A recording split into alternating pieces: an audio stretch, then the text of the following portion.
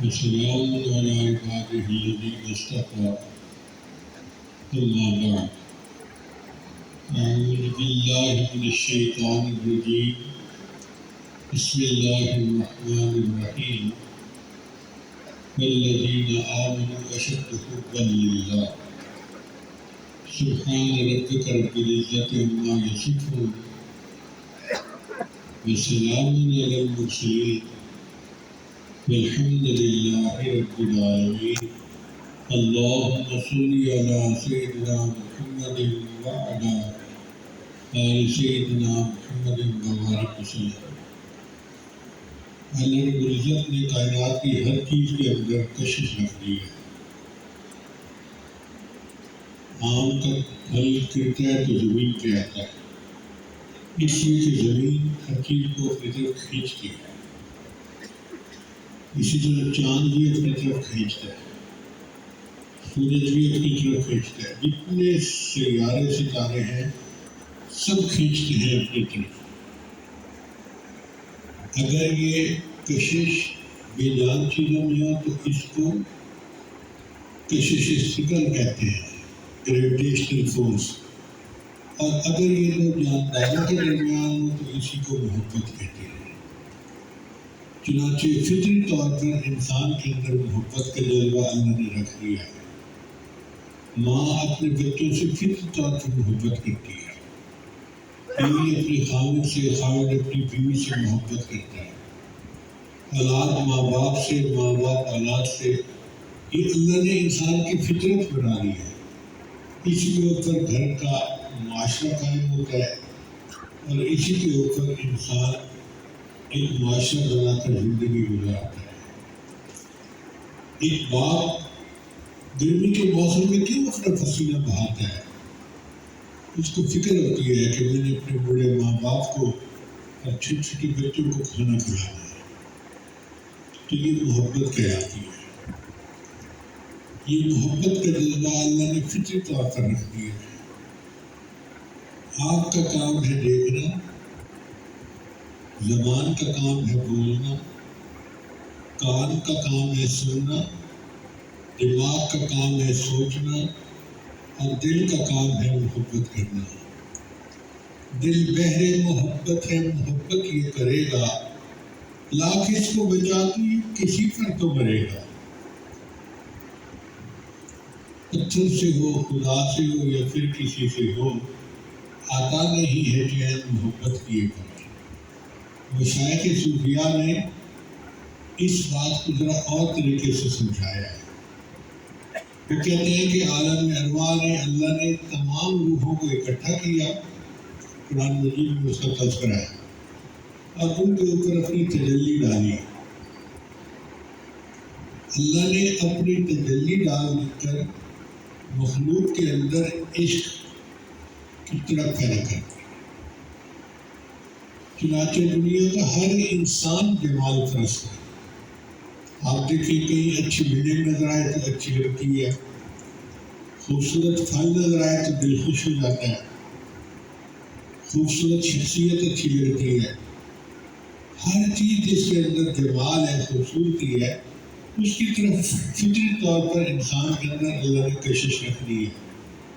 اب فرق یہاں ہے کہ جو اللہ کی سچی محبت سے آشنا ہو جاتا ہے پھر وہ نفسانی شیطانی محبتوں سے پاک ہو جاتا ہے۔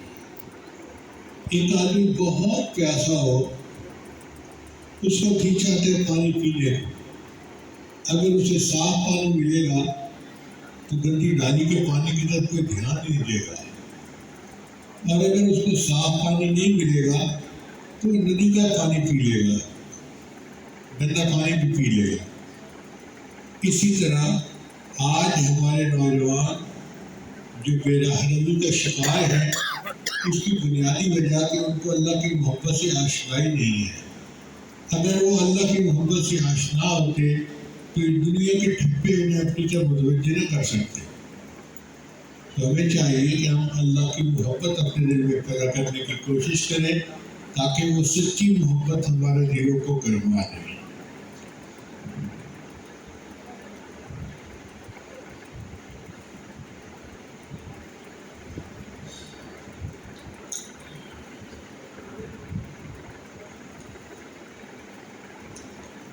اللہ رب العزت نے قرآن مجید میں اپنے چاہنے والے عشاق کے لیے ایک تسلی کی بات فرمایا من کان یرجو لقاء اللہ فإن اجل اللہ لآت، جو اللہ سے ملاقات کی امید کرتا ہے تو اللہ کا وعدہ پورا ہونے والا ہے، آنے والا ہے وہ وقت۔ ایسا کیوں کہا؟ اس لیے کہ محبت تقاضا کرتی ہے کہ انسان اپنے محبوب کو دیکھے، اس کے بغیر اسے چین نہیں آتا، اطمینان نہیں آتا۔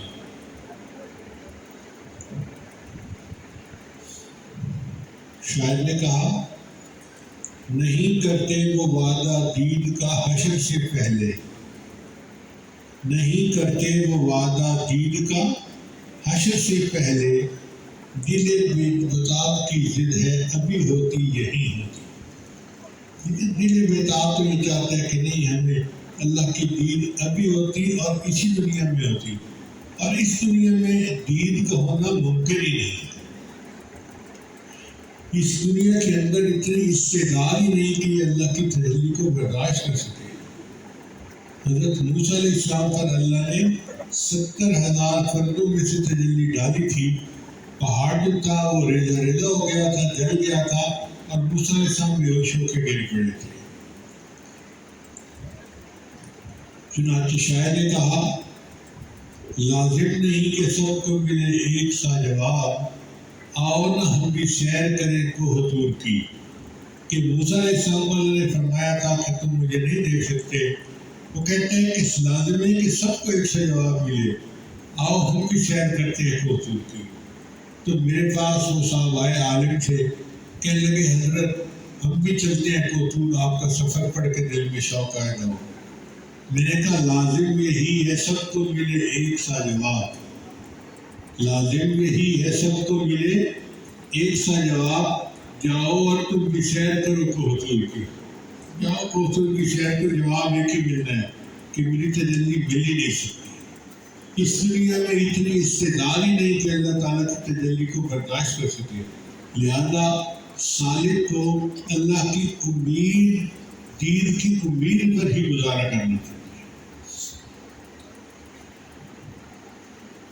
اسی لیے جو اللہ سے محبت کرنے والے ہیں وہ مجاہدے کرتے ہیں، روزے رکھتے ہیں، راتوں کو جاگتے ہیں، سوکھ کر بالکل کھڑیاں نکل آتی ہیں، مگر ان کو قیامت کے دن کا انتظار کرنا پڑے گا۔ موت کے وقت ان کو تجلی ملے گی، اس سے پہلے یہ نہیں مل سکتی، اور ان کو کوئی دوائی کام ہی نہیں آتی۔ جو عشق کا بیمار ہوتے ہیں نا، اس کو دنیا کی دوائیاں کام نہیں آتی۔ چنانچہ پنجابی کے شاعر نے کہا نہ ہاتھ پھڑ طبیبا مرض رفچ، نہ ارد فلا من کچھ بھی نہیں۔ نہ ہاتھ پھڑ طبیبا مرض رفچ، نہ ارد فلا من کچھ بھی نہیں، نہ کر برباد دوائیاں نو، نہ ٹیکے لا من کچھ بھی نہیں۔ میں عشق وچ بیمار پیاں، نہ شور مچا من کچھ بھی نہیں۔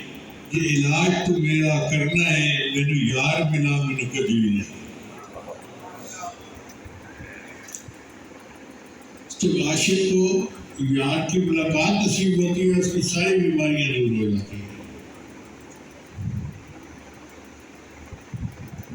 چنانچہ سلطان المشائخ فرماتے ہیں من اشتاق الی اللہ اشتاق الیہ کل شیء، جو بندہ اللہ کا عاشق بن جاتا ہے ہر چیز اس کی عاشق بن جاتی ہے۔ علامہ اقبال نے اسی مضمون کو اس طرح سے بیان کیا ہر کے عاشق شد جمال ذات را، وہ اس کا سید جملہ موجودات را۔ جو اللہ کی ذات کا عاشق ہو جاتا ہے وہ پھر تمام موجودات کا سردار بن جاتا ہے۔ حضرت ابراہیم علیہ السلام نے، ادریس علیہ السلام نے غلبہ محبت میں رکھا لو کان بینی و بینک بحر من النار، اے اللہ اگر میرے اور تیرے درمیان آگ سے بھرا ہوا ایک سمندر حائل ہوتا، لطرحت نفسی فیہ شوقا الیک، تو میں تیرے پاس آنے کے لیے اس آگ کے اندر بھی کود پڑتا۔ آپ دیکھیے اس شاخ کے اندر جذبہ کیسا ہوتا ہے کہ ادریس علیہ السلام فرماتے ہیں اے اللہ میں اس آگ کے سمندر میں چھلانگ لگا لیتا اگر مجھے پتہ ہوتا کہ اس سے گزر کر مجھے آپ مل جائیں گے۔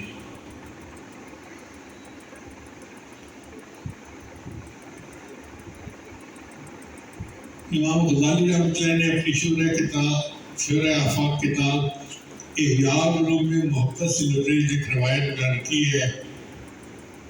فرماتے ہیں کہ اللہ تعالیٰ ارشاد فرماتے ہیں، اے میرے بندے تو مجھے یاد کرتا ہے، میں تجھ کو یاد کرتا ہوں، تو مجھے بھول جاتا ہے، میں پھر بھی تجھے یاد کرتا ہوں۔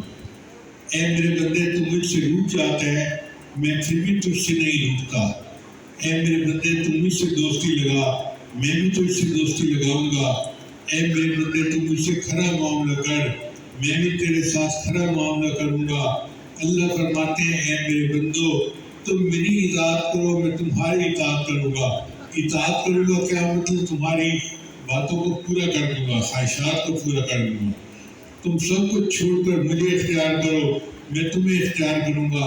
تم مجھ سے راضی رہو، میں تم سے راضی رہوں گا۔ تم مجھے دوست رکھو، میں تمہیں دوست رکھوں گا۔ اے میرے بندو تم میرے ہو جاؤ، میں تمہارا ہو جاؤں گا۔ جس کو میں مل گیا اس کو سب مل گیا، جسے میں نہ ملا اسے کچھ بھی نہ ملا۔